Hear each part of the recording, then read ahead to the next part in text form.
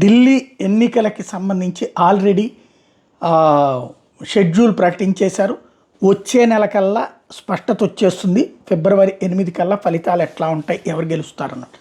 అయితే సత్తా బజార్ అంటే ఓ రకంగా పందాల మార్కెట్.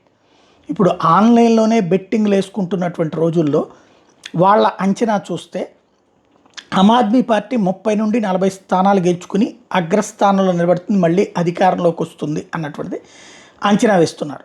అలాగే భారతీయ జనతా పార్టీ భారీగా పుంజుకుని 25 నుంచి 35 స్థానాలు గెలుచుకుంటుంది.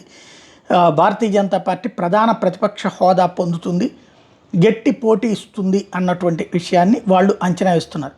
కాంగ్రెస్ పార్టీ 3 స్థానాల వరకు గెలుచుకోవచ్చు అన్నటువంటి విషయాన్ని చెప్తున్నారు. ఓవరాల్గా భారతీయ జనతా పార్టీ పెర్ఫార్మెన్స్ జాతి మొత్తానికి అంటే దేశం మొత్తానికి షాక్ ఇచ్చేటటువంటి పెర్ఫార్మెన్స్ ఉండొచ్చు అన్నటువంటి అంచనాలు కూడా వేస్తున్నారు.